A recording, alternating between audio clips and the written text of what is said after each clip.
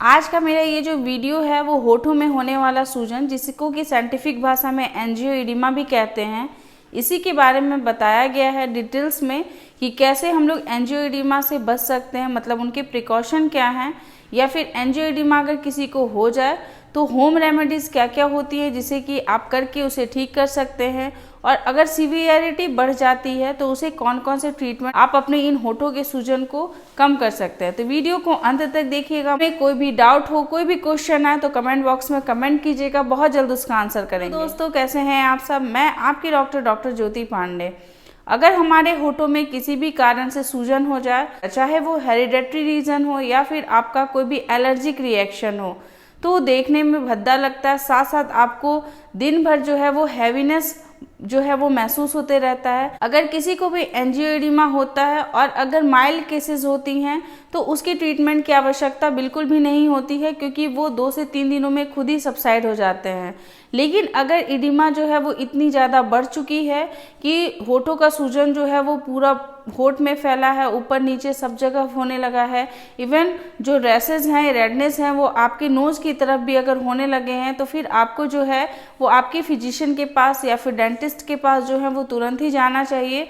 और फिर आपके डेंटिस्ट जो हैं वो आपका ब्लड टेस्ट करते हैं या फिर आपका जो है वो एलर्जिक टेस्ट करते हैं और पता लगाते हैं कि आपकी ये जो प्रॉब्लम है वो हेरिडेटरी रीजन की वजह से है, मतलब जेनेटिक फैक्टर, मतलब माता पिता या पेरेंट्स की वजह से है, या फिर आपका जो है वो कोई एलर्जी की वजह से है। बहुत सारे लोगों में जो है वो बहुत सारे चीज़ों से एलर्जी होती है। किसी को तो हवा से भी एलर्जी होती है, हवा के जो छोटे छोटे डस्ट होते हैं, कण होते हैं, उनसे प्रॉब्लम होती है। किसी को फूल जो होते हैं उनसे भी प्रॉब्लम होती है। कोई भी फ्रूट्स है, कोई वेजिटेबल्स है, कोई ड्राई फ्रूट्स है, कोई ऐसे अनाजें हैं, किसी भी चीज़ से एलर्जी हो सकती है। तो वो एलर्जी टेस्ट जो है उसको भी करवाना जो है बहुत ज़्यादा इम्पॉर्टेंट हो जाता है। लेकिन अगर किसी को भी ऐसा कुछ एंजियोइडिमा अगर हुआ है, होठों में अगर स्वेलिंग हुई है, तो कुछ ऐसी होम रेमेडीज़ भी हैं जिसको कि करने से आपकी स्वेलिंग जो है वो कुछ हद तक कम हो जाती है।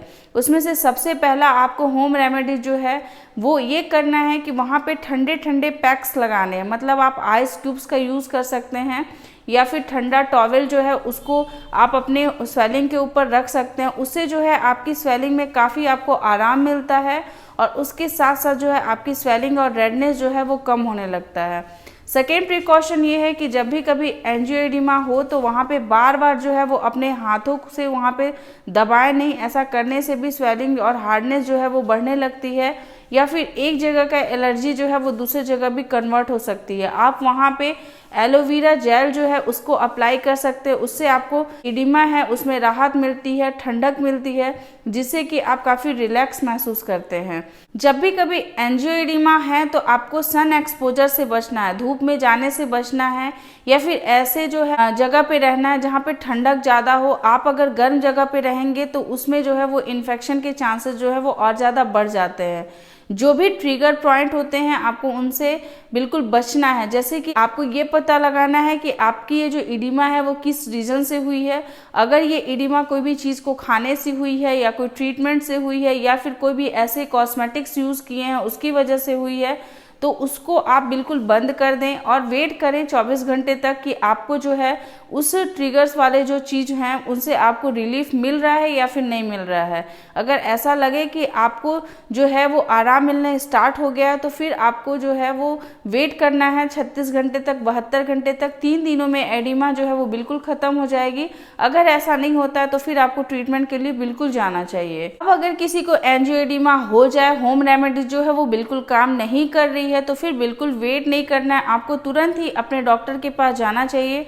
जब आप डॉक्टर के पास जाते हैं तो डॉक्टर जो है वो इस इडिमा के लिए आपको जो है वो कुछ प्रिकॉशन के साथ साथ आपको मेडिसिन जो है वो प्रिस्क्राइब करते हैं।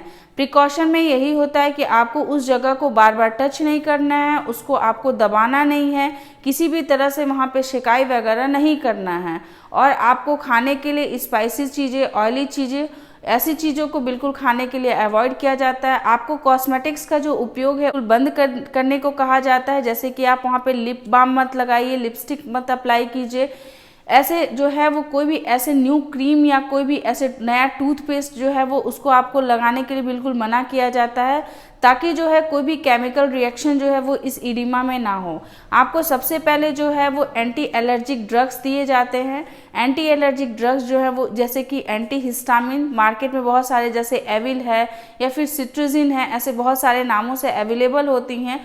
उनके डोजेज जो हैं वो आपको चलाए जाते हैं आपकी सीवियरिटी के अनुसार। अगर एंटी हिस्टामिन जो है उसके उपयोग करने के बाद भी अगर आपका जो है वो एंजियोइडिमा कम नहीं हो रहा है, तो आपकी इम्यूनिटी को बूस्ट करने के लिए भी बहुत सारे मेडिसिन जो है मार्केट में ऐसे मेडिसिन प्रिस्क्राइब किए जाते हैं जिससे कि आपकी इडिमा कम हो।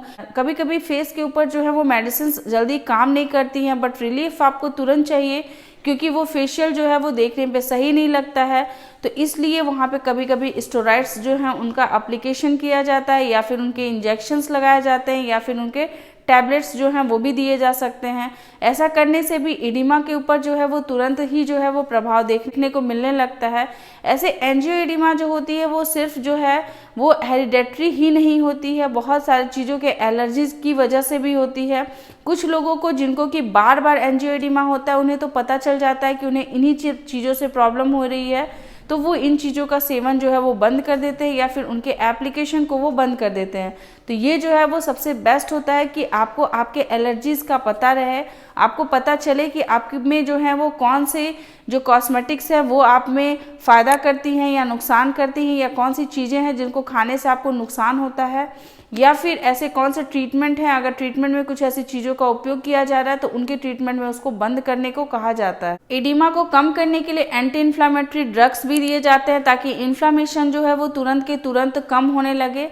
बट जो है अगर सीवियर केसेस का एंजियोइडिमा होता है तो उसके पूरे जो स्पॉट्स होते हैं उसको ठीक होने में जो है वो 1 मंथ तक का समय लग जाता है। इसीलिए अगर किसी को एंजियोइडिमा होता है तो ट्रीटमेंट जब हो जाए, उसका जब ट्रीटमेंट चल रहा है, आपकी इडिमा बिल्कुल सही हो जाए, उसका दर्द खत्म हो जाए, उसमें जो है स्वेलिंग वो सब खत्म हो जाए, तो भी आप वहाँ पे एलोवेरा जेल अप्लाई कर सकते हैं। ये एलोवेरा जेल जो होता है वो आपके वहाँ के जो दाग होते हैं जो ब्लैक हो जाते हैं या फिर जो डिस्कलर हो जाते हैं, उस दाग को वो बिल्कुल ठीक कर देता है। और वहाँ पे या फिर आप क्रीम का ऑइंटमेंट जो है वो डॉक्टर से प्रिस्क्राइब करवा सकते हैं, वो आपकी स्किन के टेक्सचर के अकॉर्डिंग ऐसे जो हैं वो स्किन क्रीम है जिसको कि आपके लिए प्रिस्क्राइब कर देंगे। उसके बाद आप जब उसका एप्लीकेशन करते हैं तो 2 से 3 महीने में आपके जो वहाँ पे ब्लैक स्पॉट या फिर ब्राउन स्पॉट या फिर डिस्कलरेशन जो हुआ था वो भी ठीक हो जाता है।